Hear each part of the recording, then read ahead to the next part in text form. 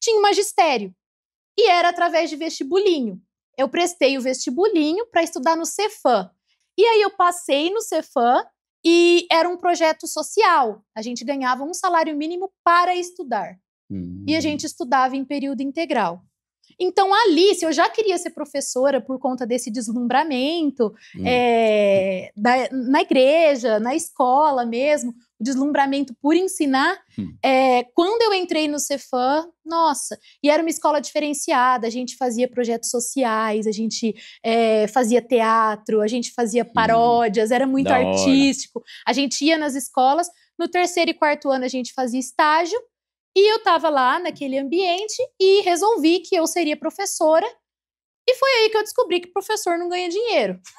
Quando eu era adolescente. Infelizmente, né? Porque é uma das profissões mais nobres que existe, né? É triste.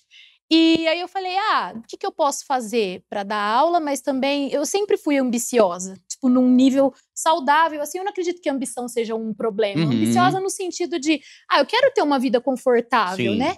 Enfim.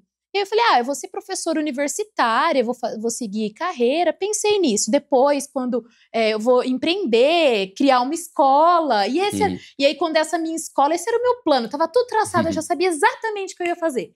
Vou fazer uma escola. Quando essa escola estiver rentabilizando muito, eu vou criar uma escola igual para pessoas carentes e vou fazer um trabalho social. Sempre tive muito essa pegada. Sempre trabalhei muito com isso. Beleza. Aí, na hora que eu tava terminando o magistério, o meu pai falou assim, eu ia prestar o vestibular e eu não sabia, né, onde que eu ia estudar, onde que eu ia passar. Ele falou assim, eu não tenho condições de manter, porque eu bancava minhas coisinhas e ajudava em casa, porque eu ganhava um salário mínimo estudando no Cefam. E aí meu pai falou, não dá pra bancar você na faculdade, não. Você vai ter que trabalhar. E aí ele falou pra mim, eu vou fazer a sua inscrição pro concurso e aí você presta o concurso. Eu tinha 17 anos. Você presta o concurso, se você entrar, depois você sai, vai dar aula quando for pra fazer mestrado, doutorado. Aí passei no concurso e no vestibular, meio que ao mesmo tempo. Entrei pra trabalhar no banco e nunca mais saí. Caramba, mudança drástica. Mudança drástica. Aí Porque teu pai era bancário. Meu pai também, era bancário. já tinha... Eu terminei a faculdade de pedagogia. E aí, dentro do banco, tinha a trilha para os funcionários, tinha universidade corporativa. E aí, lá dentro, eu falei, eu vou me dedicar a ensinar as pessoas, que é o que eu gosto. Então, eu conciliei a minha carreira no mercado financeiro com a educação corporativa. Então, consegui passar no processo seletivo, era educadora, depois me transformei em educadora dos educadores. E tudo que era voltado para criança, relacionado à criança, pedagoga lá. Depois fiz administração, MBA, fui fazendo ali a carreira corporativa certinho, galgando cargos e posições dentro do banco. Mas tudo que era relacionado a crianças, eu deixava para aquilo que era voluntário, que era social, eu fazia alguma coisa aqui, outra ali na minha cidade. Até que eu engravidei.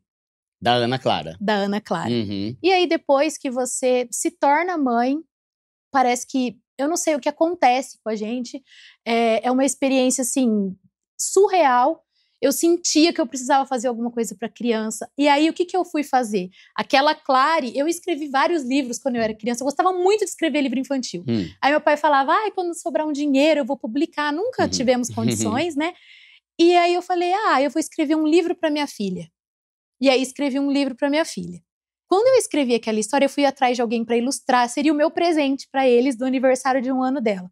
Eu falei, gente, é isso que eu quero pra minha vida. Eu preciso fazer mais disso. Mas isso era uma sementinha que ficou lá parada, tal. Continuei minha vida no mundo corporativo, até que a minha filha, quando ela tinha 3 aninhos, ela ganhou um cofrinho de presente da minha irmã. E essa menina ficou encantada com esse cofrinho. E aí eu vi ela entendendo que a primeira coisa que ela foi comprar foi picolé. E ela não tinha noção de matemática, não sabia quanto custava, chegou com as moedinhas, falou que ia pagar picolé para todo mundo. Eu falei, gente, as crianças se interessam por esse assunto. E entrou a pandemia, eu comecei a postar, do mesmo jeito que você postou lá o seu vídeo sobre como eu amortizei. Exatamente. Comecei a postar Quando foi isso? Em 2020. Tá. 2019. Ali. Final de 2019, começo de 2020. Comecei a postar, as meninas me perguntavam qual cofrinho você comprou. Nossa, você podia... E todo mundo sempre me pediu muito conselho. Quando eu trabalhava em banco, eu sempre tive essa pegada. Quem é professor por vocação. Então, eu sempre tive essa pegada de ensinar e de falar. Aí todo mundo, Clá, como que você viaja tanto? Me ensina a usar milhas. Aí o cliente ia lá, gastava aquele monte no cartão e depois trocava por liquidificador, sabe? Eu ensinava a pessoa e eu sempre tive... Aí uma amiga minha falou, Clary, por que você não pega? E nisso já era o comecinho da pandemia, a gente trancado dentro de casa. E aí ela falou, eu não tenho talento nenhum. Você fala bem, você sabe ensinar, você pode falar, e você entende tudo de finanças, você pode falar de educação financeira infantil na internet. Sabe qual foi a minha reação quando ela falou isso? Eu falei, credo. Aí hoje eu mesma me julgo. Aí quando alguém fala credo pra mim, eu falo, tá vendo? E aí ela falou isso, eu fui dormir, pois eu acordei com o nome da empresa, com a ideia do porquinho verde que eu queria, e falei, vou fazer isso. E não era uma empresa, era um perfil no Instagram ainda que nem existia. Sim. E aí criei o perfil, comecei a divulgar, e aí eu falei, como que eu vou dar vazão para isso? Vou escrever um livro, que é o que eu gosto de fazer, vou escrever outro livro. E escrevi o livro. E compartilhava lá. Que é um desses 3. É esse primeiro aqui. Tá. Esse livro aqui, ele é best-seller na editora. Ele tá em escolas. É bem legal. Olha que maravilha, hein? É em escola pública. Nossa, aí é ótimo. Mas assim, muito pequeno ainda, a gente pretende expandir, enfim. Escrevi o livro. Na verdade, eu escrevi um livro bem maior, que virou esses 2 aqui. A editora depois faz lá o trabalho, né? E eu, como mãe, tinha as editoras dos livros que eu comprava para minha filha. Sempre sou uma pessoa muito livreira, né? Não sei nem se existe essa palavra.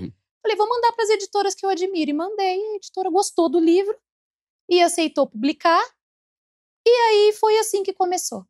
Aí, quando as pessoas compravam o livro, aí quando lançou o livro, a editora fala de parentalidade consciente, de educar os filhos com respeito, que é uma vertente que tem crescido muito, sabe? Educação socioemocional, a ideia de não castigar, não bater, não usar violência nas crianças.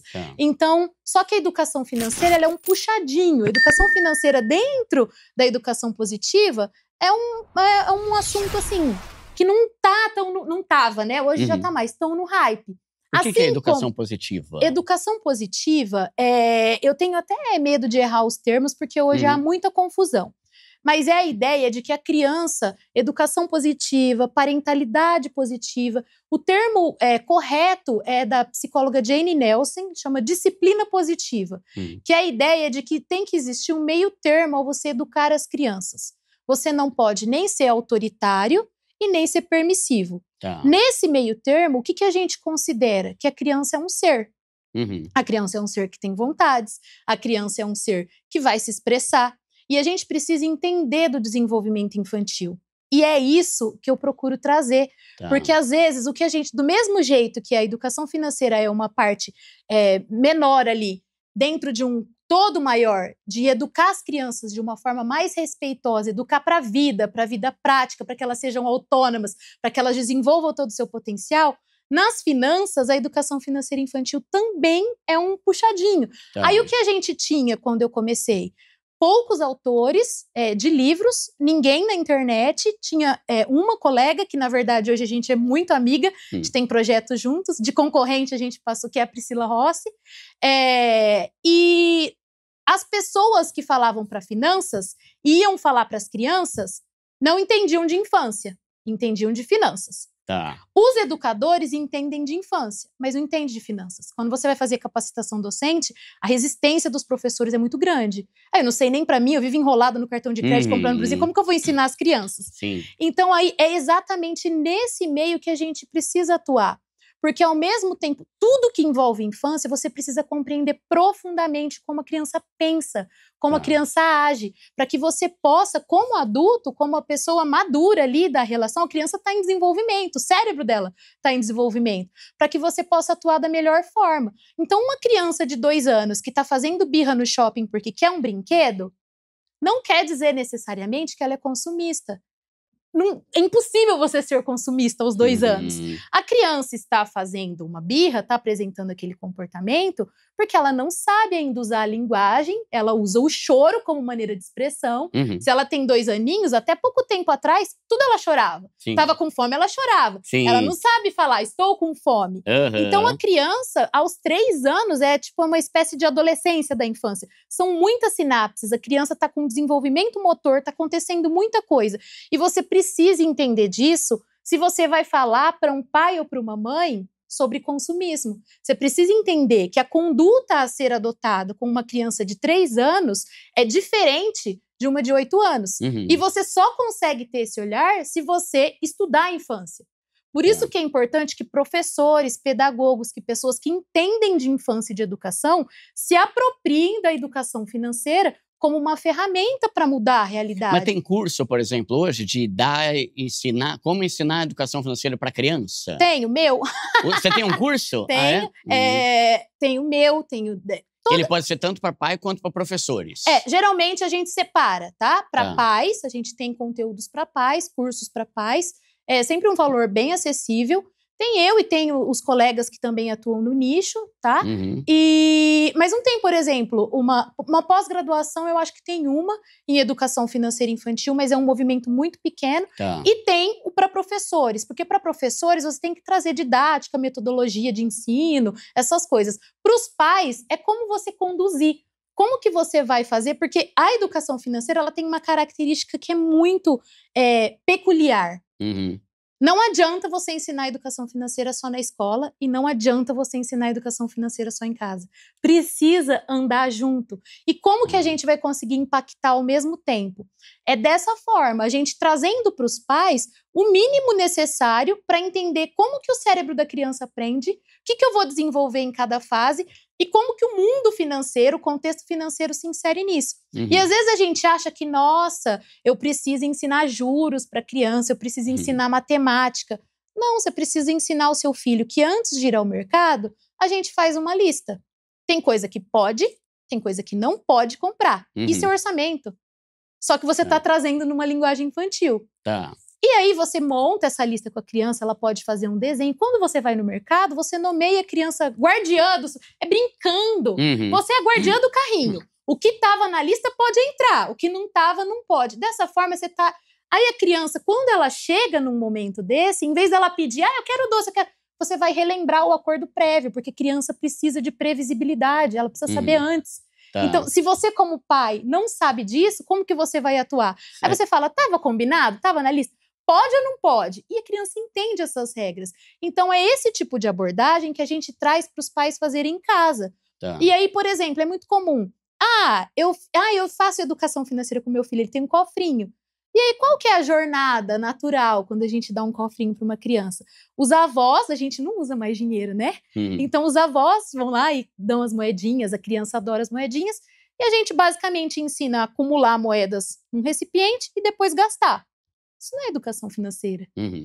Então, assim, a criança precisa saber por que ela está guardando aquelas moedas. Qual a função do dinheiro? Troca, escambo. Como que você ensina isso? Brinca de mercadinho com seu filho. Criança adora brincar de mercadinho. Ela mesma brinca de mercadinho.